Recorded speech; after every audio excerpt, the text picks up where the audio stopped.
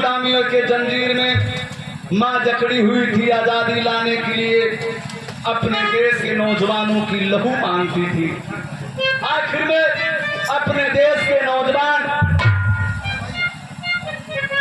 अपने लहू को दे करके अपने देश को आजाद किए। यहाँ एक लाइन कव्वाली का गीत बारू है, गीत का लाइन करता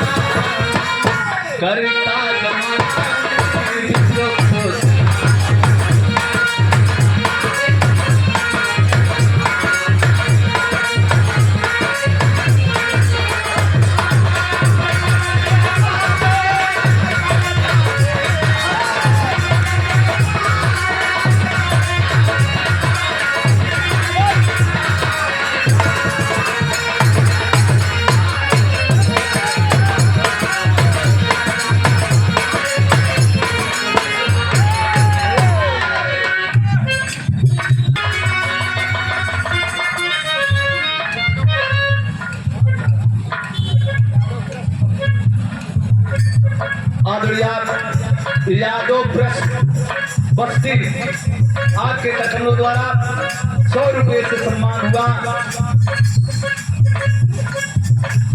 हमारे पार्टी की तरफ से आपसे बार बार नमस्कार है।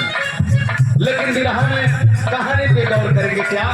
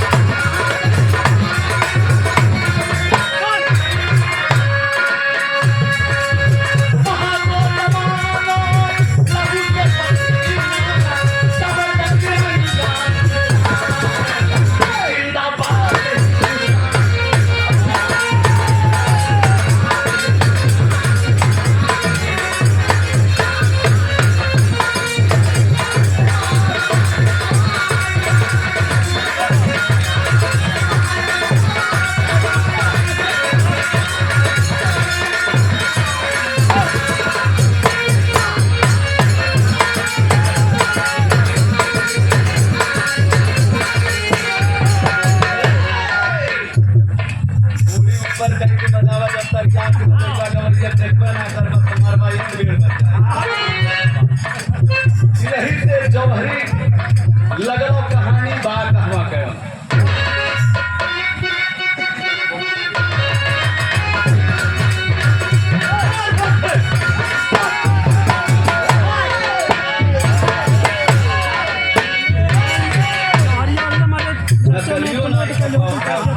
लगे रही टाइम बढ़िया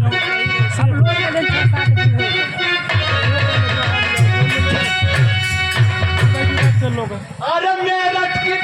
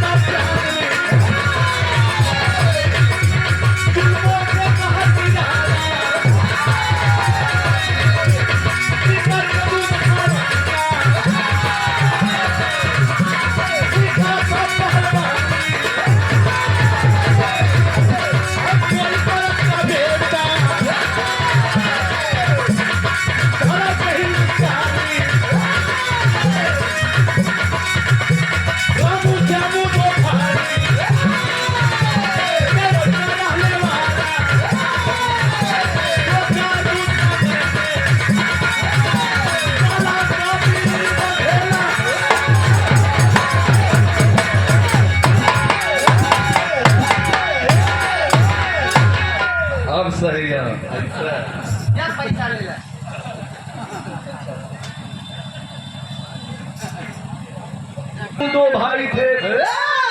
रामू बड़ भाई थे, छोटा भाई श्यामू था। बड़ा भाई रामू दूध बेचा किया करता था। पूरे राजा महाराजाओं के घर दूध को लेकर के जाया करता था। अफसोस की बात है, अपना देश गुलाम था। कप्तान बियरली अपने परिवार के साथ में आया है। कप्तान बियरली का लड़का एक माइकल ब्राउन है। कप्तान बियरली अपने हिंदुस्तानी पहलवानन के देखलस अपने लड़कों को लड़कवा की पहलवानी सिखावे लगा रही, हिंदुस्तान के नकल करके। एक दिन रामू जब दूध के डिब्बों को लेकर के कप्तान बियरली के बंगले पे गया है, कप्तान बियरली कह दिया, अरे रामू जो मेरे बेटे को लड़ाता है वो आज उस्ताद नहीं आता, तू ही ना क्यों लड़ लेता है, मेरे बेटे से तू ही लड़ ले। रामू कहने लगे, सरकार मेरे पौरस में उतना बल नहीं है, मेरे बाहों में उतना बल नहीं है। मेरे घर पे जितनी गाय भैंसिया का दूध होता है आप जैसे बड़मनियों में मैं सरकार बांट देता हूँ, मेरे पौरस में उतना बल नहीं है।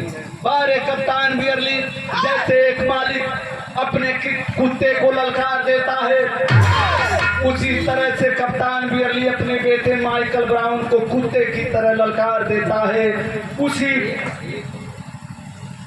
अपने ही बंगले पे रामू को उठा करके पटक देता है।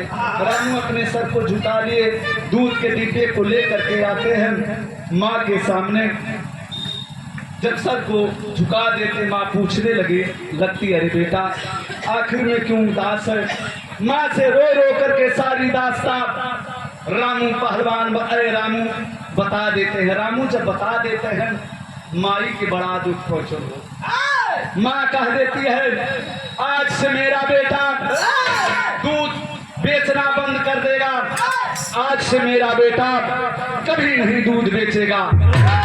आखिर में रामू दूध बेचना बंद कर दिया। किया क्या कि हर एक लाइन गीत बा, उहे गीत का लाइन बा।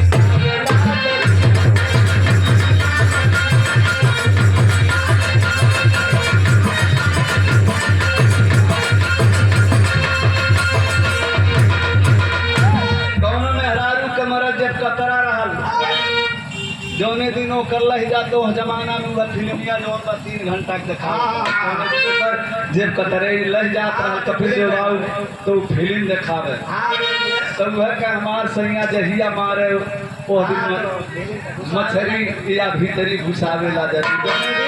हमारे सैया के जब कतरी लह जाला वो दिन फिल्म जरूर फिल्म ताकि में घुसा के दिखावे लग। यह गीत कलान लेकिन गाना का भाव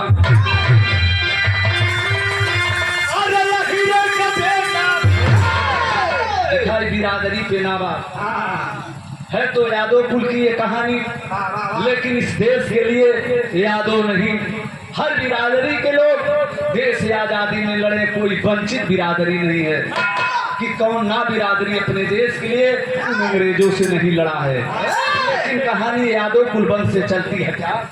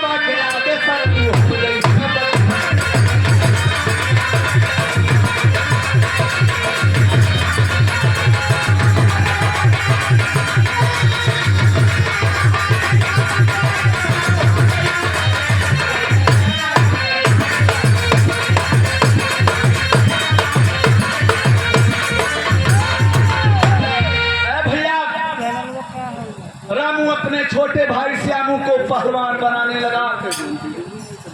जो घर में गाय भैंसिया का दूध होता था अपने भाई रामू को खिलाने पिलाने लगा।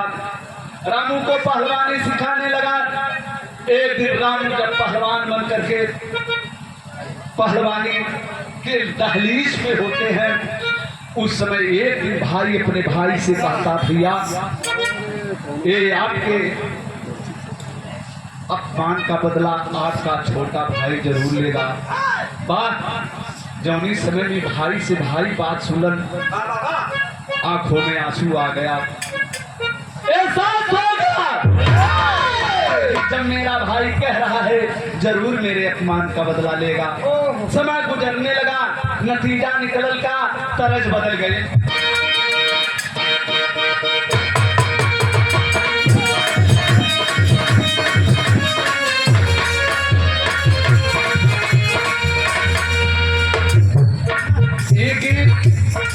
बड़ा पुराना बात, कुछ दिन के पहले ही बड़ा तहलका मशहूर हुआ। क्या मतलब मेरा बाटा बाटा बोरी बाटा ले हजार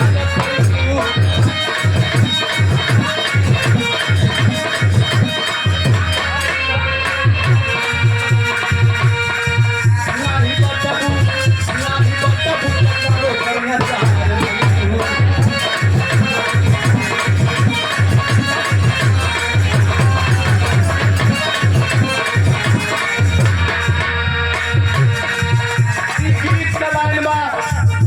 कहानी पे गौर करेंगे। कहना है बेटा वाला वाला पट्टा जब जमा हो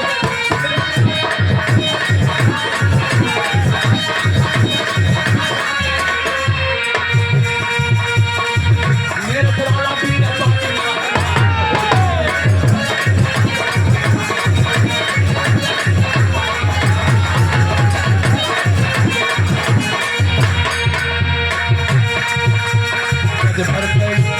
जब भर पसीना दे लोहा जल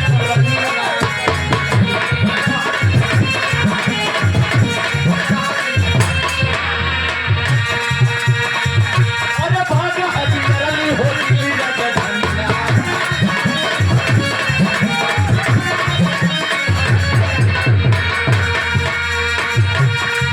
जाके दिल्ली भी के दंगल का ऐलान हो गई।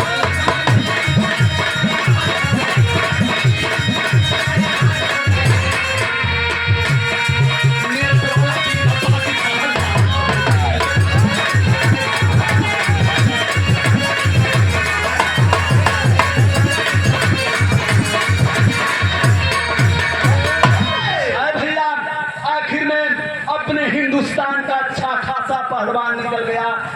रामू का छोटा भाई श्यामू। श्यामू जब पहलवान हो गया, धीरे धीरे जब अंग्रेज कप्तान बियरली को मालूम हुआ है, उस समय जब सुना है, उस समय किया क्या कि यहाँ तरज बदल गई। तरज है बात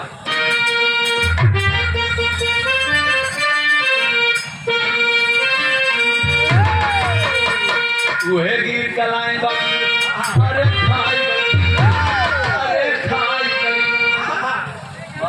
गान गीत बड़ा दमदारी आज तो तमाम है। देखा भैया अरे खाई अरे खाई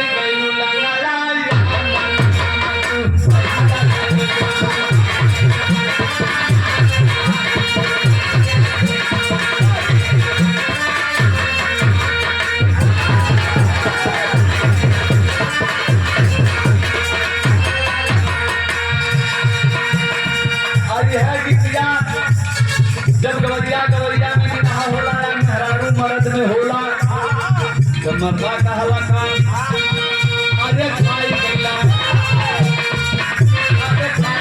बड़ा काटे लगे लगे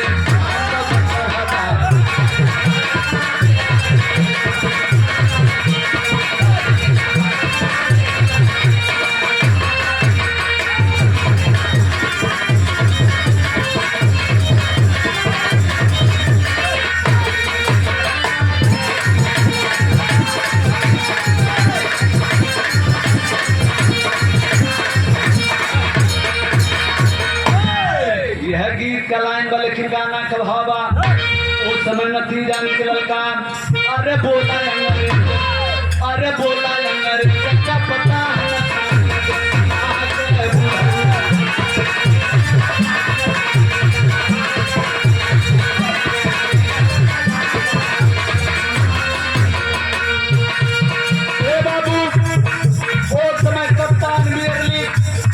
दिल्ली में चल देता है कहा महात्मा गांधी चरण सिंह चौधरी के आवाज पे जाके कहने लगा क्या यारे बोला पता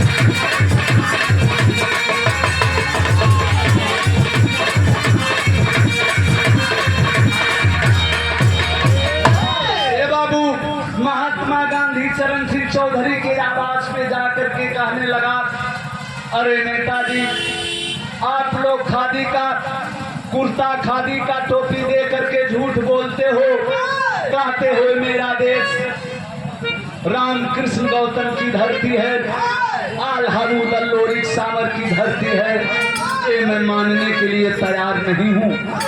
इस समय मेरा बेटा माइकल ब्राउन नौजवान हो गया है, इसी हिंदुस्तान में रह करके पहलवान बन गया है। हिंदुस्तान की माँ कोई माँ अपने बेटे को नहीं दूध पिलाई है जो मेरे बेटे से पंजा मिला ले।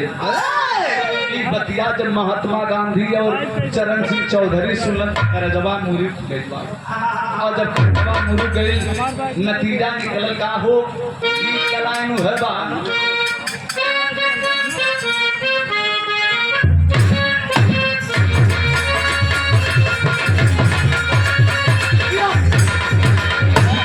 दिखाई गीत के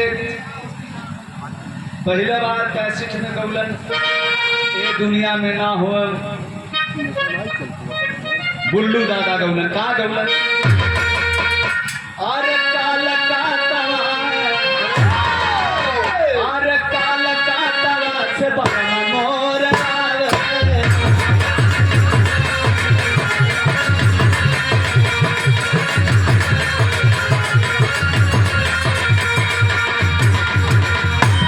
कपिल देव बाबू ऐसा कौन मर्द मुँह रहा ररुआ कहता अरे काल का तवा से मोर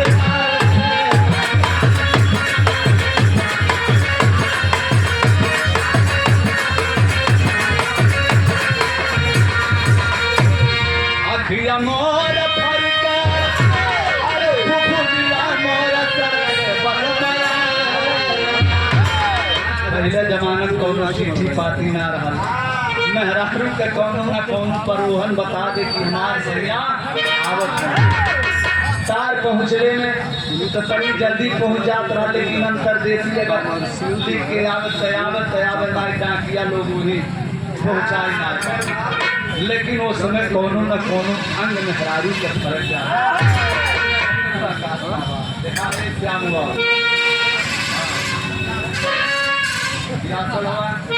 किया अखिया मोर फरका फुफुरिया मोर अरे दुल्हा दोनों जो बना सब मना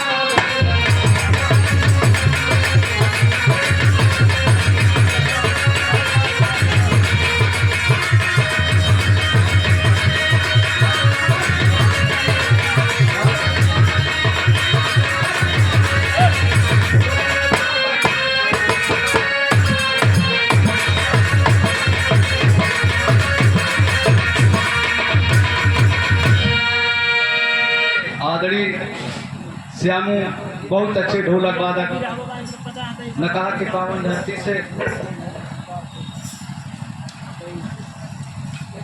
बहुत बहुत रुपए से सम्मान दिए। माता अम्बे रानी आपको खुशी रखे। लेकिन कहना बात अखिया मोर फरके, अरे फुफुना मोर फरके दुल्हा, अरे कौन जोड़ा सजना बाजा।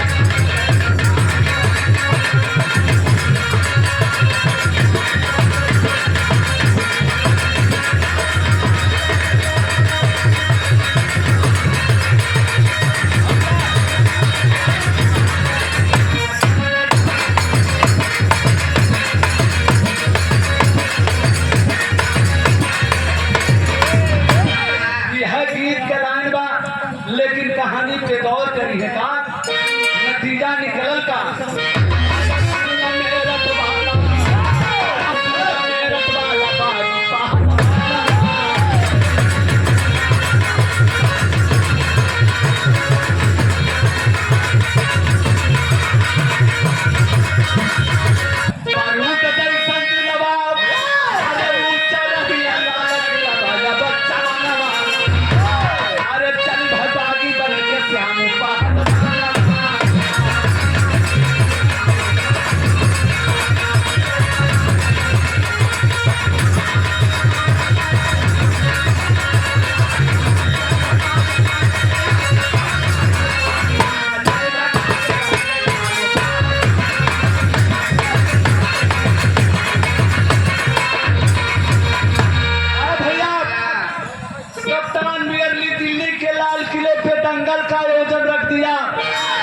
और महात्मा गांधी और चरण सिंह चौधरी से कहा कि आप लोगों को आना होगा।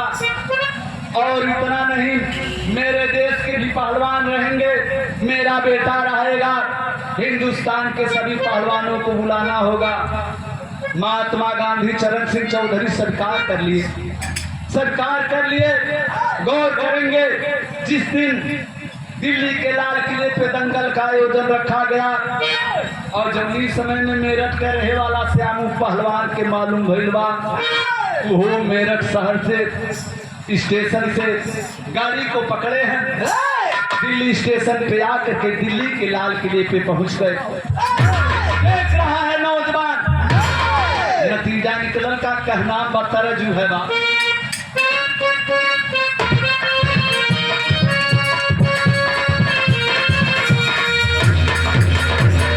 उहे गीत कलाएं बा, अरे माता हो लला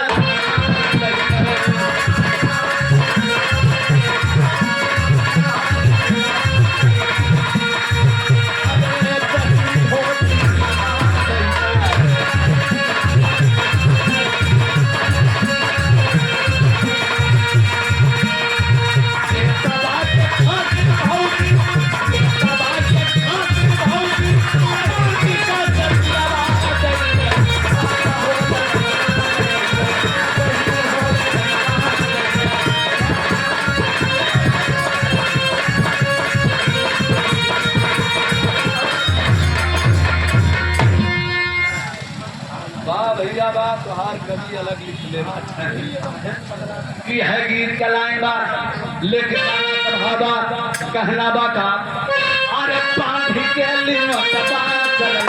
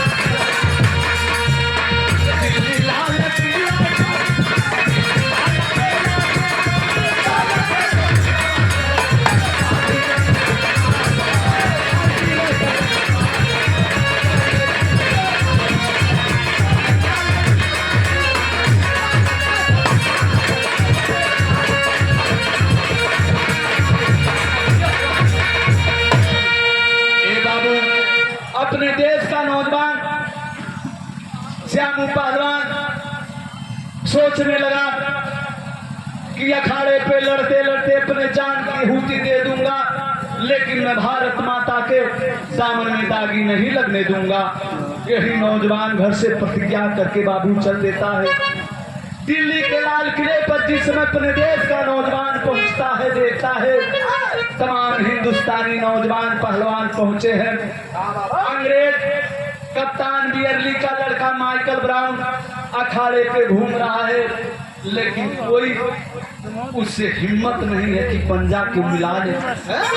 तब तक अपने देश का पहलवान श्यामू पहुंच ही गया। नतीजा निकल का तरीका विदेशिया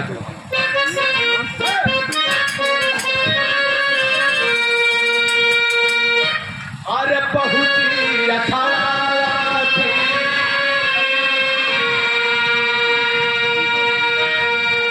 पहुंची अखाड़ा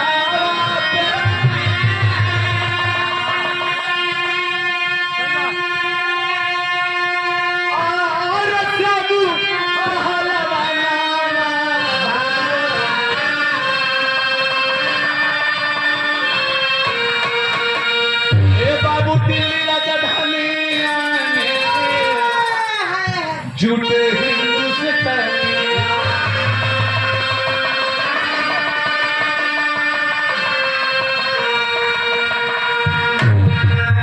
अखिया में आंसू लेके अरे कहले सरदार अरे क्या सवा कभी आवाज बताया अपने पति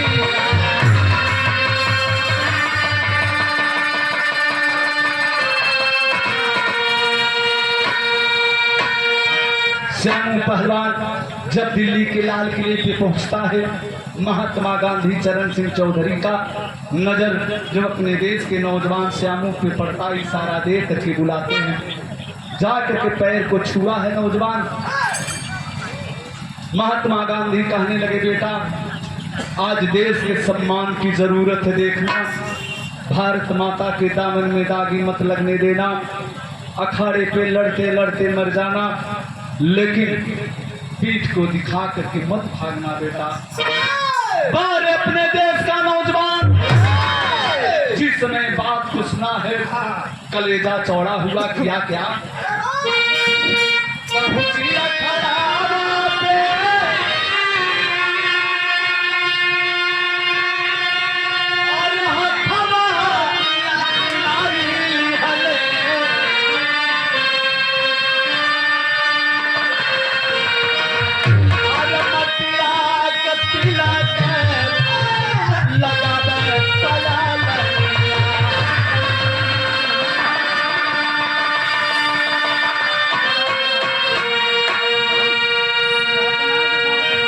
अपने देश का पहलवान गया है, अखाड़े की मिट्टी को लिया है, चंदन लगाया है, वीर बजरंग बली का नाम लिया है, पंजे को मिला लिया। यहाँ कटेरी कभी भाव लिखलन, ये देश पे का लिखलन।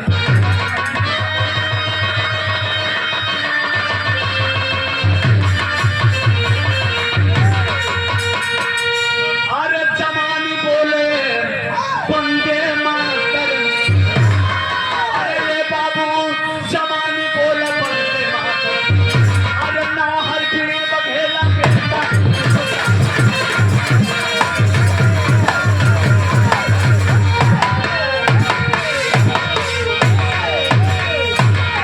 ना हर वीर बघेला बेटा हिंदुस्तानी, जमानी बोले बंदे मातर। नौजवान सोचने लगा, बार बार ना मालूम मर्द घर जन्म लूंगा, किस घर जन्म दूंगा। वो नौजवान ही सोच करके किया का भाव बदल गया।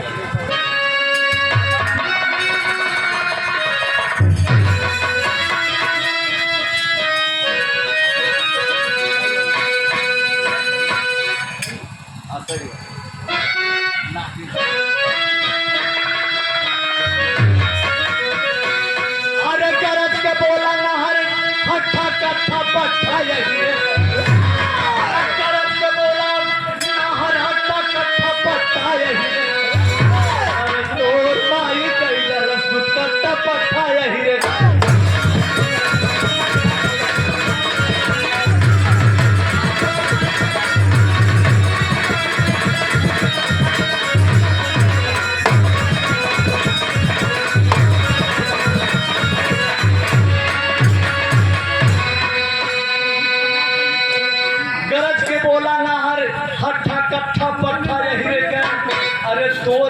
कह दहलत दूध कट्ठा बोला ये हीरे का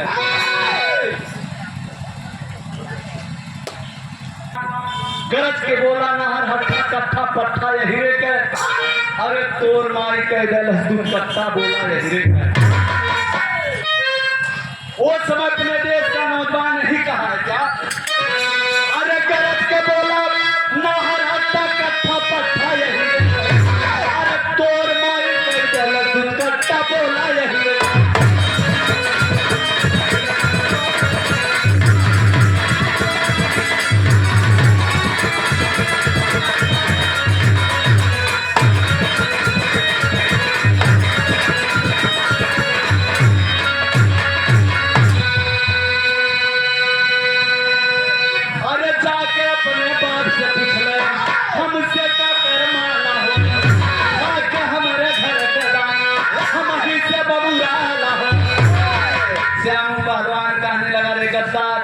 जिस भारत माता के दामन में रह करके तूने इतना बड़ा हुआ जिस भारत माता के दामन में रह करके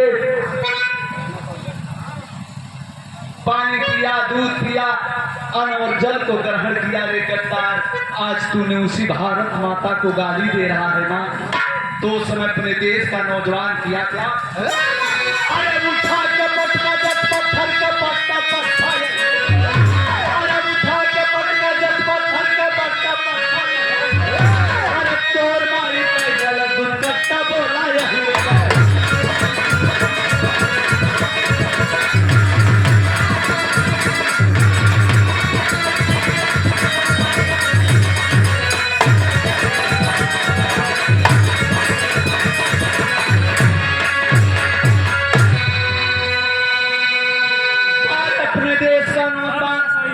यही कह करके पंजे को मिला लिया अरे मम्मा एको मिनट नाई रुक पौलन कहा गई बाप ने हिंदुस्तान का खाटी नाम धोबिया पाठ जौन उस्ताद लड़ावत रहना धोबिया पाठ होती नाई सिखौले कहले कि साथ दुश्मन हो कबो गड़बड़ कर दे एक के नाते ना सिखौलन लेकिन उस समय अपना देश का नौजवान श्यामू पहलवान धोबिया पाठ को लगाया है अरे बाप रे बाप कर देता है छाती पे बैठ गया है हिंदुस्तान के लोग ताली बजा रहे हैं आल्हा के भाव में कहना है क्या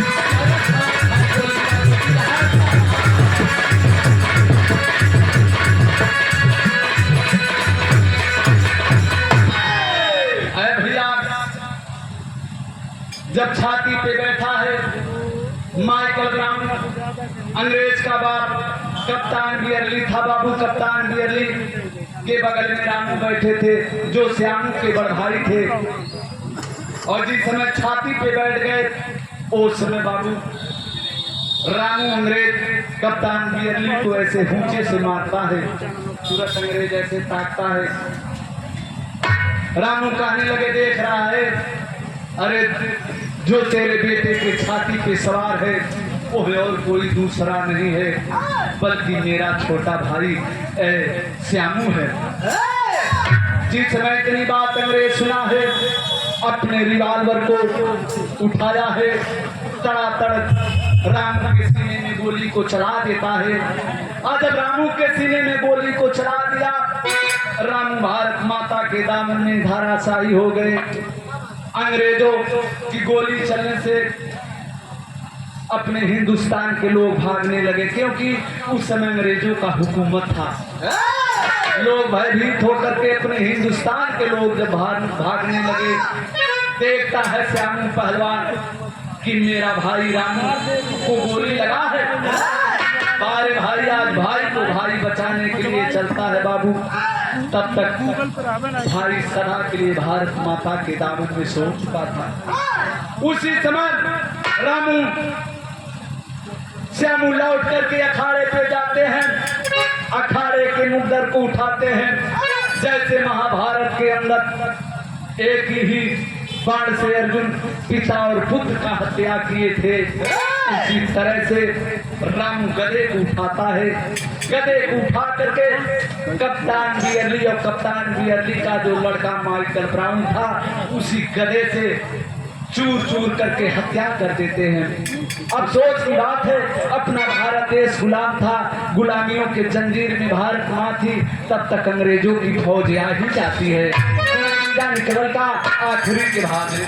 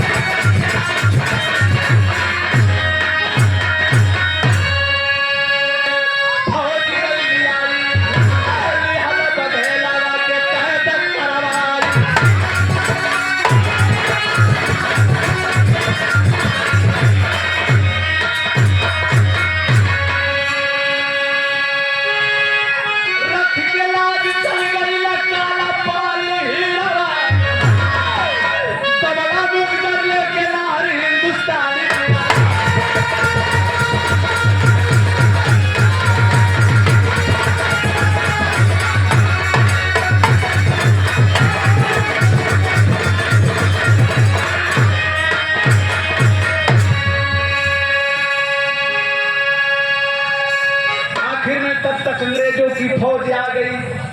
अपने हिंदुस्तान पहलवान रामू को पकड़ करके बाबू काला पानी भेज देते हैं।